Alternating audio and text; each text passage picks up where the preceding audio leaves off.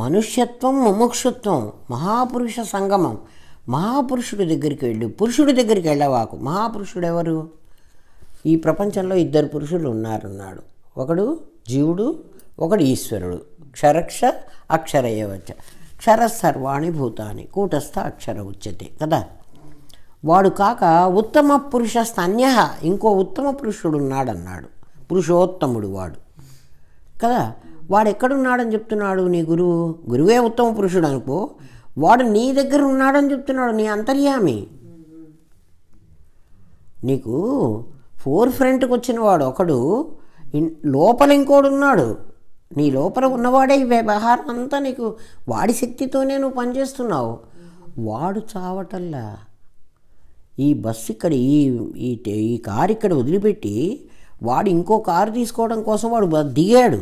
వాడు దిగిన తర్వాతే ఇది పడిపోయింది. చూడు, చచ్చిపోయిన వాడికి చెయ్యి ఇట్లా తీసి ఎత్తి ఇట్లా పడి, నువ్వు పడేయద్దు, ఎత్తు, అదే కింద పడిపోతుంది. నా చెయ్యి అయితే ఇప్పుడు నిలబడింది కదా. ఏ శక్తితో ఇది నిలబడింది? నా లోపల ఇంకోటి ఉంది, అది కాస్త పోయింది. చచ్చిన వాడికి అది పోయింది. అందుకని చచ్చిన వాడిని ఓ చచ్చిపోయినాడో అని నువ్వు ఏడవక్కర్లే. వాడు దిగిపోయినాడు, బస్ దిగిపోయినాడు. బస్సు అంట పెట్టినా కాలబెట్టినా ఏం వాడికి నష్టం లేదు. ఆలోచించు. నిజంగా తెలిస్తే మనకు కూడా వైరాగ్యం నీకు ఎట్లా రావాలి అని కాదు, వైరాగ్యం ఆటోమేటిక్గా వస్తుంది. ఎంత మనం పిచ్చిగా వాళ్ళుగా ఈ దేహమే నేననుకుంటున్నామా అని మనకే అర్థమవుతుంది. ఎప్పుడో ఆ ఫ్లైట్ ఏదో ఎన్ని ఫ్లైట్లు ఎక్కొచ్చానో ఒక్క ఫ్లైట్ అయినా నాకు గుర్తుందే. అప్పుడేమో నాకు ఆ బోర్డింగ్ పాస్ కావాలి, ఆ సీటు నాదేననాలి, ఎవడన్నా కూర్చుంటే వాడిని లేపైనా నేను కూర్చోవాలి కదా. ఎంతసేపు నాకు ఆ సీటు, ఆ 9A నాది అని నేను ఎన్నిసార్లు అనుకొని ఉంటాను. ఎన్నిసార్లు బాత్రూమ్ పోయొచ్చి మళ్ళీ ఆ 9A నాది అని వెతుక్కున్నాను. మరి నా సీట్ను నేను వెంట పెట్టుకు రావద్దా? పోనీ గుర్తన్నా చేసుకుంటున్నానా కనీసం? మన జన్మలు కూడా అలాంటివే. వాడు దిగిపోయాడు. వాడు దిగిపోతే ఈ బస్సు ఇక్కడ పడిపోయింది. ఈ బస్సును మన వాళ్ళు తీసుకెళ్ళి ఇంకా అది పనికిరాదు. ఆ ఎందుకు పనికిరాదని నీకు షెడ్లో మెకానికే చెప్పేశాడు కదా. ఇది ఇంకా ఇర్రిపేరబుల్, ఇంక దీన్ని రిపేర్ చేయడం సాధ్యం కాదని దాన్ని తగలబెట్టేస్తున్నారు. దాన్ని తగలబెడుతుంటే ప్యాసింజర్ వాడిని చూస్తూ కూర్చున్నాడు. వాడి బస్సు కారబెడుతుంటే వాడే చూస్తున్నాడు.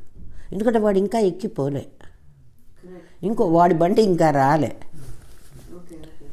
వాడు అక్కడే నుంచుని చూస్తున్నాడు. ఇప్పుడు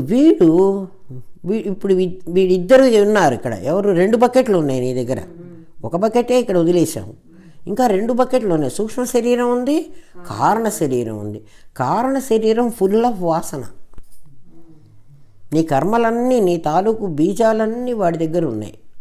అవి ఎక్కడ ఒక గింజ వేస్తే కావలసినంత మొలకెత్తడానికి నీకు రెడీగా ఉన్నాయి. అన్ని వాసనారూపంగా ఉన్నాయి నీ కర్మలన్నీ. నీ అంతర్యామి అక్కడ కూడా ఉన్నాడు. ఎందుకంటే ఇప్పుడు నేను స్వర్గానికో నరకానికో వెళ్ళాలి కదా. నేను ఎట్లా వెళతాను? నా శరీరం లేదు కదా. నాకు సూక్ష్మ శరీరం ఉంది. సూక్ష్మ శరీరంలో నా అంతర్యామి లేకపోతే నేను ఎట్లా వెళతాను? కాబట్టి నా అంతర్యామి నాతోనే ఉన్నాడు. ఇక్కడ నా అంతర్యామి నాతో ఉన్నాడు, అక్కడ నా అంతర్యామి నాతోనే ఉన్నాడు కదా. నా అంతర్యామి ఏం చేశాడంటే వాడు బలంతోనే నేను నడిచిపోతున్నా. నా నడిచే శక్తి నాకంతా ఉంది. నా ఇంద్రియాలు కూడా, నాకు సూక్ష్మ శరీరంలో 17 ఇంద్రియాలు ఉన్నాయి. నాకు నేను స్వర్గానికో నరకానికో నేను వెళుతున్నాను. నా బస్సు నాతో ఉంది. అక్కడ దీన్ని డ్రాప్ చేశాను. ఎవరిని? ఈ సూక్ష్మ శరీరాన్ని. ఇదే కదా మరి తప్పుడు పనులన్నీ చేసింది. కష్టాలు సుఖాలు అనుభవించవలసింది ఇదే. ఇక్కడ ఏమేం తప్పుడు పనులు చేశానో, ఇంద్రుడు యమధర్మరాజు దగ్గర వేరే స్వర్గం వేరే నరకం అంటూ ఏం ఉండవు. నీ చిత్తాకాశంలోనే నీకు ఇక్కడ ఇది భూతాకాశం. నీ చిత్తాకాశం ఉంది కదా, నేను పుణ్యం చేశాను, నేను చాలా మంచి పనులు చేశాను, నేను చాలా ఉపాసకుణ్ణి, నేను చాలా దేవుడి పూజలు చేశాను, నేను ఉపవాసాలు ఉన్నాను, ఏదో నీకు చాలా ఉన్నాయి. నీకు ఒకటి ఉందే, నీ ఆ రాంగ్ ఇన్ఫర్మేషన్లు, ఆ రాంగ్ ఇంటర్ప్రిటేషన్లు నీ దగ్గర ఉన్నాయి. అది నీ చిత్తాకాశం నిండా ఉంది. ఈ సూక్ష్మ శరీరం ఎలాగైతే నీ స్వప్న ప్రపంచంలో స్వప్న జగత్తును సృష్టించుకుంటుందో, నీ సూక్ష్మ శరీరం ఇప్పుడు అక్కడికి వచ్చింది, దానికి సృష్టించుకోవడం అలవాటు. ఇక్కడ కలసు ఎట్లా సృష్టించుకుంటున్నదో అక్కడ కూడా స్వర్గాన్ని సృష్టించుకుంటుంది. ఎట్లా సృష్టించుకుందంటే, నీకు ఎప్పుడైనా కళ వస్తే నీకు తెలిసిన వాళ్ళే కళలో వస్తారు చూడు, తెలియని వాళ్ళు రారు. నీ కళలో ఎప్పుడైనా ఆఫ్రికన్స్ వచ్చారా? రారు. ఆస్ట్రేలియాలో నువ్వు తిరుగుతున్నట్టు వచ్చిందా? రాదు. ఎందుకంటే నువ్వు ఇక్కడ జాగ్రత్త అవస్థలో ఆ ఇంప్రెషన్స్ వేసుకోలే. నువ్వు ఇక్కడ ఒక సత్యనారాయణ వ్రతం ఏదో ఒక పుణ్యకార్యం చేస్తుండవు. నీ లోపల ఏముందంటే, నేను దేవుడికి ఇంత కష్టపడి పుణ్యకార్యం చేశాను, ఇవాళ 100 మందిని పిలిచి వీళ్ళందరికీ భోజనం పెట్టాను. ఇప్పుడు చెప్తున్నావు కదా, వాళ్ళందరికీ సహస్రయాగం చేస్తే, వాళ్ళందరికీ డబ్బులు ఇస్తే, ఆ డబ్బులు వాళ్ళందరూ సుఖపడితే అవన్నీ నాకు పుణ్యం వస్తాయి. అదే అర్జునుడు వాడికి పాపం వస్తుంది అని అడిగాడు. వాడికి భయం పుట్టింది. ఎందుకంటే వీళ్ళందరినీ చంపితే మా మామ మా వాళ్ళంతా ఉన్నారు, వాళ్ళు చచ్చిపోతే మా గురువుగారు, మా తాతగారు, మా తండ్రి, మా వాళ్ళంతా చాలామంది ఉన్నారు, వాళ్ళంతా చచ్చిపోతే నాకు పాపం వస్తుంది, నేను నరకానికి పోతాను. అట్లా నువ్వు చేసినటువంటి పుణ్యకార్యాల తాలూకు ఇంప్రెషన్స్ అన్నీ నీ దగ్గర ఉన్నాయి. అంటే నేను ఇంత పుణ్యం చేశాను, పాపం కూడా నీకు తెలుసు. ప్రతివాడికి తాను చేస్తున్న పాపం తనకు తెలియకుండా ఏం పోదు, ఇంకొకరికి చెప్పడు. ఎందుకంటే వీడికి దాచుకోవడం బాగా తెలుసు కదా. నీ అంతరాత్మ నీకు చెప్పదు నువ్వు తప్పు చేస్తుంటే. లంచం తీసుకునేవాడికి వాడి లోపల నుంచి చెబుతుందా చెప్పదా? ఒరే నువ్వు చేస్తున్న తప్పురా, నువ్వు లంచం తీసుకోకూడదు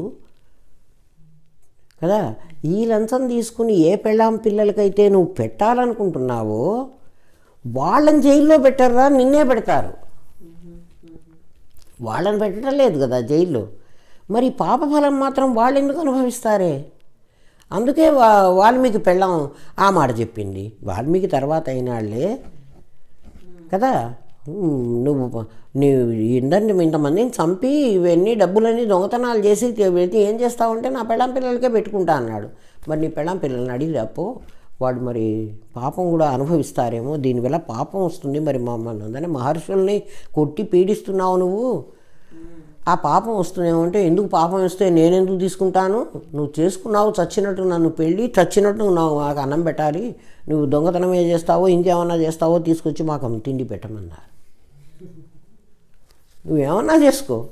కాబట్టి లంచం పుచ్చుకునేవాడికి లోపల నుంచి చెప్తూ ఉంటుంది, ఒకవేళ పట్టుబడితే నేనే జైలుకు పోవాలి, నేను వీళ్ళందరికీ పెడితే వాళ్ళని ఎవడు జైలుకు పట్టుకుపోడు, నన్నే పట్టుకుపోతారు, నాకెందుకు ఈ పని చెయ్యాలి అని వాడు ఒక్క క్షణం అనుకుంటే ఆ పని చేస్తాడా? ఏ పాపం చేసేవాడికి కూడా తెలియకుండా అయితే ఎవ్వడు చెయ్యడు బాలాజీ. వాడు తెలిసే తప్పులు చేస్తున్నాడు. కాబట్టి తెలిసే అంటే రికార్డెడ్, లోపల రికార్డ్ చేసుకున్నావు. నీ సూక్ష్మ శరీరంలో నీ చిత్తాకాశంలో ఈ లిస్ట్ అంతా ఉంటుంది. అక్కడ చిత్రగుప్తుడు లేడు, యమధర్మరాజు లేడు, చిత్రగుప్తుడు నువ్వే. ఎందుకంటే నువ్వే చిట్టా అంతా రాసుకున్నావు. నీ చిట్టా ఒకసారి నువ్వు చూసుకో. గురువుగారు ఏమంటారంటే, ఒరే నువ్వేం పని చేయొద్దు, ధ్యానం చేయొద్దు, ఏం వద్దు, ఊరికే ఈజీ చైర్లో కూర్చో, ఖాళీగా టైం ఎప్పుడో నువ్వు చూసుకుని 1 గంట నీవు ఖాళీగా ఉంది. చిన్నప్పటి నుంచి నువ్వు చేసిన మంచి పనులు ఏ రోజుకు ఆ రోజు కూడా చూసుకోమంటారు గురువుగారు. ఇవాళ నేనేం మంచి పని చేశాను, ఏం చెడు పని చేశాను, ఈ చెడు వల్ల ఎవరెవరు నష్టపోయినారు నా మాటల వల్ల కానీ ఏదైనా సరే, నేను చేసిన మంచి పనుల వల్ల ఎవరెవరు బెనిఫిట్ పొందారు, ఇట్లా నువ్వు బ్యారీజ్ వేసుకుంటే నీకే అర్థమైపోతుంది. అయితే ఇవాళ బ్యారీజ్ వేసుకుని రేపు నువ్వు ఈ పని చేయకుండా ఆగాలి. జీసస్ క్రీస్తు చెప్పింది కూడా ఇదే. నువ్వు కన్ఫెస్ చేసుకుంటున్నావు, కన్ఫెస్ చేసుకుని రేపు చేయొద్దు అని. ఇవాళ పశ్చాత్తాపడి నేను దేవుడు జీసస్ క్రైస్ట్ ముందర మోకరిల్లాను, నేను తప్పు చేశాను క్షమించమని అడిగాను, ఫర్గివ్ చేసేసాడు పరమాత్మ. ఎస్, ఫర్గివ్ చేశాడు. రేపు మళ్ళీ చేస్తే ప్రతిరోజు ఫర్గివా? తెలియదు. నీ చిత్తాకాశంలో నువ్వన్నీ కూడా చేసుకున్నటువంటి పాపపుణ్యాలన్నీ, దానివల్ల నాకు పుణ్యం వస్తుంది, దీనివల్ల ఇవాళ మా చెట్టుకు చాలా కాయలు కాసినాయి, అవన్నీ నేను తినలేను, అన్నీ ఎట్లా ఒకరోజు తింటానో 4 రోజులు ఉంటే పాడైపోతాయి, అందుకని నేను తీసుకెళ్ళి ఈ చుట్టుపక్కల అందరికీ తలా 10 పంచిచ్చా. నేనేం చెప్పుకుంటానంటే మా చెట్టులో కాయలు కాస్తే నేను అందరికీ తలా 10 పావులు ఇచ్చొచ్చాను అంటే ఏం ఎక్స్పెక్ట్ చేస్తున్నావు నువ్వు నిజంగా ఎందుకు ఇచ్చావు? ఆ చెట్టు కాయలు కాసినాయి, నేను అన్నీ తినలేను, అవన్నీ పాడైపోతాయి, అది కూడా ఇచ్చేది ఎవరికి ఇస్తానో తెలిసిన, అక్కడెక్కడో నా కూతురు ఉంటే వాళ్ళకి తీసుకుపోయి ఇచ్చేస్తా కదా. ఈ నిజంగా నేను ఇవ్వాలనుకున్నది ఇంటెన్షన్ తప్పే, ఎందుకంటే నా ఇంట్లో పాడైపోతాయని నేను వాళ్ళకి ఇద్దాం అనుకున్నా. ఆ ఇచ్చేది కూడా నా వాళ్ళకి ఎవరికో వెతుక్కుని దూరంగా ఉన్న మా వాళ్ళందరికీ ఇచ్చుకున్నా. ఇంకా వీలైతే ప్యాక్ చేసి మెయిల్ కూడా చేసి ఇంకా మా వాళ్ళు ఎవరో టెక్సస్లో ఉంటే వాళ్ళకి కూడా పంపిస్తా.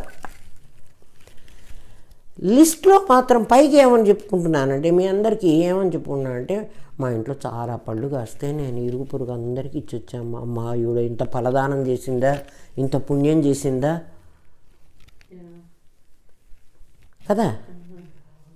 మీరేమనుకుంటానే మా ఇంట్లో కాయ లేదు కదా, నేను ఎవరికి ఇవ్వలేకపోయినా కదా, నేను కొనన్నా ఇస్తే బాగుండేది. మనుషులు రకరకాల దేహాత్మభావం వల్ల కదా హేమ ఇదంతా. ఇప్పుడు ఇదంతా నీ చిత్రగుప్తుడు నీ చిట్టాతో రాసుకున్నాడు చిత్తాకాశంలో.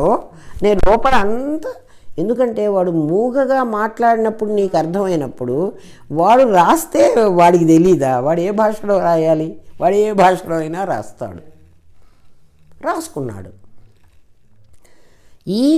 నువ్వు సూక్ష్మ శరీరంలో ఎలాగైతే నీ సూక్ష్మ శరీరం నీతోనే ఉంది, నీ బకెట్ ఈ కళలో నీకు సృష్టిస్తున్నదే అది స్వప్న ప్రపంచాన్ని, అట్లా నీకు స్వర్గ ప్రపంచాన్ని కూడా సృష్టిస్తుంది అది. ఆ స్వర్గంలో నిన్ను పెడతారు, నువ్వు ఉంటావు నీ బకెట్లో. ఏ బకెట్లో? ఈ సెకండ్ బకెట్లో, సూక్ష్మ శరీరం అనే బకెట్లో ఉన్నావు. ఇప్పుడు ఆ బకెట్ని అక్కడ వదిలేసి, ఆ బకెట్ దగ్గర ఉన్నవాడు కూడా అక్కడ కూడా ఆత్మ ఉన్నాడు. ఆ ఆత్మ ఇప్పుడు సూక్ష్మాత్మగా ఉన్నాడు, వాడిని విశేషాత్మే అనాలి. ఇంకా 3వ వాడు ఉన్నాడు కదా, ఏది? కారణ శరీరం. ఇంకా నా చాలా పుణ్యాలు పాపాలు అక్కడ అన్ని బీజ రూపంగా ఉన్నాయి, ఇక్కడేమో ఫలరూపంగా ఉన్నాయి. నాకు అవిద్య, కామ, కర్మ, ఫల అనుభవ 5 కదా నావి. నాకు ఆ ఫస్ట్ అవిద్య కదా. ఫస్ట్ అవిద్య ఏంటి? నేను అంతర్యామినయ్యుండి నేను విశేషాత్మను అనుకోవడమే నా అవిద్య కదా. నేను హొరైజన్లో కూర్చుని ఉండి హొరైజన్ అక్కడెక్కడో ఉంది అంటాను. నేను పిచ్చిముడా కొడుకునే మంచిముడా కొడుకునే ఆలోచించు కదా. పైత్యకారి అంటే అదే భ్రాంతి. ఇప్పుడు నువ్వు కూర్చున్నది ఇదే. భూమి ఆకాశము, భూమి ఏమో సొలిఫై అయినటువంటి స్టేట్లో ఉంది, ఆకాశమేమో ఎథరానిక్ స్టేట్లో ఉంది. ఈ 2 అసలు కలవు. 2 గ్యాసులు కలుస్తాయి, 2 సాలిడ్ ఉన్నటువంటి పదార్థాలు కలుస్తాయి కదా. బంగారంలో రాగి కలుస్తుంది, బంగారంలో మట్టిని కలుపు. సజాతీయ భావాలు కలుస్తాయి కానీ విజాతీయం కలవదు కదా. అందుకు కలవకుండా ఇది వేరుగా ఉంది. ఇప్పుడు మనం భూమి మీద ఆకాశంలో ఉన్నాం. అక్కడి నుంచి చూస్తే భూమి ఆకాశం కలిసినట్టు కనపడుతోంది మనకు. దాన్ని హొరైజన్ అంటాం కానీ దీన్ని హొరైజన్ అనం. ఇప్పుడు మనం ఉన్నది హొరైజన్ మీదనే. ఆ తెలుసుకోకపోవడమే నీకు అవిద్య. దానివల్ల ఏమైపోయినావు? ఒక చిత్తాకాశంలో నీ సూక్ష్మ శరీరంతో నువ్వు పుణ్యాలు పాపాలు కూడా నువ్వు ఊహించుకున్నవే, నువ్వు సృష్టించుకున్నవే. యమధర్మరాజు పెద్ద గోలెల్లో వేసి నూనె పోసి మమ్మల్ని వేయిస్తాడు నిజంగానే. ఎందుకంటే మరి నువ్వు అట్లా ఊహించావు కదా. అది నిజమే అనిపిస్తుంది. ఎందుకు అంటే నువ్వు కళ నీకు నిజం అనిపిస్తోంది. భగవంతుడు నీకు కళ ఇచ్చింది అందుకోసమే. ఇది ఎంత సత్యం అనిపిస్తోందో అదెంత సత్యం అనిపిస్తోంది. ఇక ఆ మూడో శరీరం ఇంకోటి ఉంది కదా, దాన్ని తీసుకుని నువ్వు కారణ శరీరాన్ని, అక్కడ కూడా మళ్ళీ అంతరాత్మ ఉన్నాడు. ఎందుకంటే అంతరాత్మ సముద్రం అంతటా సముద్ర జలం ఉందమ్మా, అందులోనే తరంగం ఉంది, అందులోనే బుద్భుదం ఉంది, అందులోనే ఫేనం ఉంది కదా. క్వాంటిటీ తక్కువ ఉంటుంది. అలలో సముద్ర జలం కంటే చాలా తక్కువ అలగా వస్తుంది. ఒక అంశలోనే కదా వస్తున్నాయి నీకు అలలు. సముద్ర మధ్యంలో అలలు లేవు కదా, అల వస్తుంది. అయితే అలలో కొంచెం ఎక్కువ జలం ఉంది. బుడగలో గాలి అంశ ఎక్కువ, నీటి అంశ తక్కువ. అదే బుడగ, పెద్ద బుడగ వస్తుంది. బుడగలో నీళ్లు ఉన్నాయి, బుడగ వేరే వస్తుంది. నురుగు ఇంత వస్తుంది, ఇంకా తక్కువ, కానీ అది జలమే. అట్లా నీ విశేషాత్మ క్రమక్రమంగా తగ్గిపోతోంది. స్థూల శరీరంలో ఉన్నప్పుడు అలర్ట్గా ఉన్నది చూడు, ఇట్లా చిన్న సూది గుచ్చితే హై ఏం గుచ్చుతున్నావు అంటుంది కదా. ఆ కారణ శరీరంలో అక్కడ కూడా ఆత్మ ఉంది. అది ఎక్కడో ఆకాశంలోనో ఎక్కడో ఒక చోట ఉండాలి.